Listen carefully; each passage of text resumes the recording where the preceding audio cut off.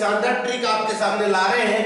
Graph की विधि से जब रैखिक समीकरणों को सोल्व किया जाता है, आप किस तरह से करते हो देखना। 5x - 2y = 65 ये एक रैखिक समीकरण है और इसका आपको ग्राफ बनाना है। आपके गुरुजी बताते हैं कि बेटा ऐसे करो, 5x किसी भी एक चर को पीछे भेज दीजिएगा। हमने मान लो 2y को पीछे भेजा, ये प्लस का हो गया। मुझे x की वैल्यू चाहिए, इधर x को सिंगल रखना होता है। आप इसके गुणा में जो भी है उसे कहां पर भेजते हो, बटे में भेजते हो और यहां पर इस प्रकार की एक समीकरण आपके सामने आ जाती है। तब आप y की वैल्यू अपनी तरफ से रखते हो, स्वतंत्र चर इसे कहा जाता है। इससे जो वैल्यू आती है वो x की वैल्यू होती है, x स्वतंत्र चर कहलाता है। जब आप y का मान रखते हो 0, तब x की वैल्यू आई 65 + 2 × 0/5 बराबर 65/5।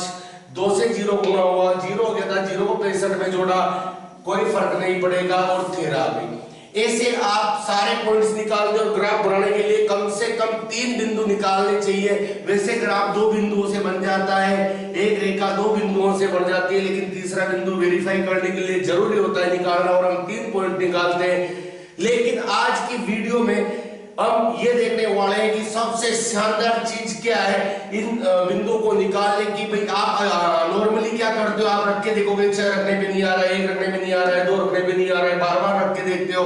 जब y = 5 रखोगे तब आपके x की वैल्यू 65 + 2 × 5/5 ऐसे कुछ करके 65 + 10/5 यो करके 75/5 और 5 15 75 कुछ ऐसा आता है। लेकिन आज हम जो ब्रह्मास्त्र आपको देने जा रहे हैं शायद वह आपने पहले कभी नहीं पढ़ा हुआ। देखना, आप ऐसी कोई टेबल बनाते हो जिसमें 3 पॉइंट लिखते हो।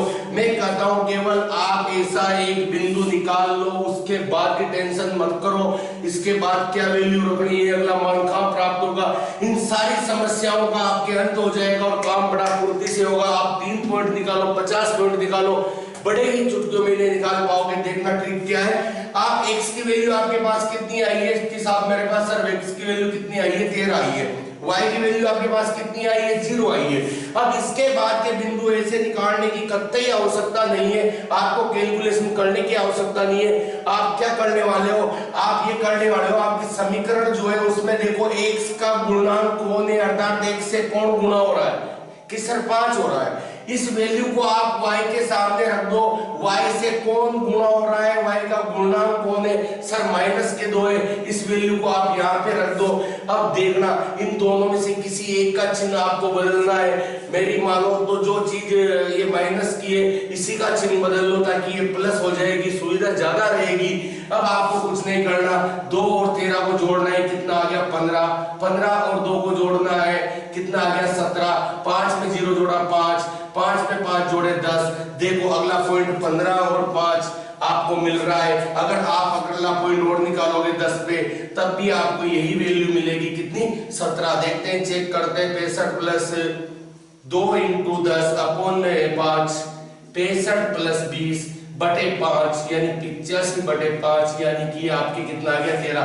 और इस प्रकार आप चाहे तो 20 पॉइंट निकालो, 30 पॉइंट निकालो, कितने ही पॉइंट निकालो। एग्जाम में 3 पॉइंट चाहिए, बहुत सी बार यहाँ पे संख्या आ जाती है कि हमारा ढूंढना मुश्किल हो जाता है अच्छे मान कौन से बिंदु पे प्राप्त होंगे और हमें समस्याओं का सामना करना पड़ता है। उसके लिए ये आपके लिए एक ब्रह्मास्त्र है जो कभी भी फेल नहीं होगा। आप कितने पॉइंट निकालो, 17, 2, 19, इन्हें वेरीफाई कर लेना। आप निकाल के आप कहोगे सर बिल्कुल वही निकल रहे हैं, 21 और ये हो गया ना 20, इसमें आप ऐड करोगे 23 आएगा, ऐड करोगे 25 आएगा, 5 ऐड करोगे 25 और ये ऐड करोगे 30।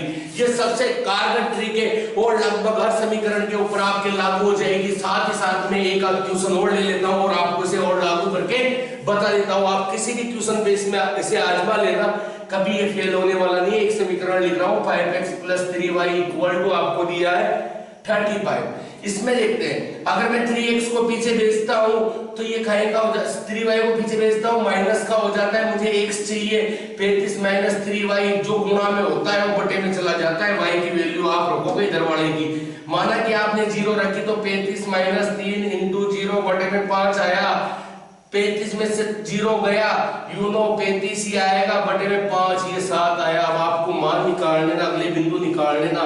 कोई जल्दीबाजी नहीं करनी है। यहाँ से y की वैल्यू रखें, y की वैल्यू 0 आई, x की वैल्यू यहाँ से रखें 7 आई, x का पूर्णांक कितना है 5, इसे किसके सामने रखना है y के सामने, y का पूर्णांक 3 है, इसे x के सामने रखो, दोनों में से किसी एक का चिन्ह बदलना है, आप इसका बदलो या इसका बदलो, यहाँ 7 है चिन्ह बदलेंगे माइनस का होना है और इसका बदलेंगे माइनस का होना है, अगर मेरी मानो तो इसका चिन्ह बदलो क्योंकि 7 में से 3 जोड़ेंगे माइनस के तो कितने होंगे 4 में से 3 जाएंगे 1 आएगा, 5 और 0 5 और 5 और 5 कितना आ गया 10, ये आपके पॉइंट्स निकल गए, आप आपकी किसी भी विषय से निकाल लेना और ये एक बहुत बड़ा ब्रह्मास्त्र है, आपके किसी भी क्वेश्चन पे लगा लेना, ये कभी फेल नहीं होता है और आपको एक पॉइंट निकालने के बाद अगले पॉइंट के लिए कोई बुद्धि नहीं लगानी पड़ेगी, कोई कैलकुलेशन नहीं करनी पड़ेगी। तो थैंक यू, अगले वीडियो में फिर मिलते हैं किसी नई वीडियो के साथ।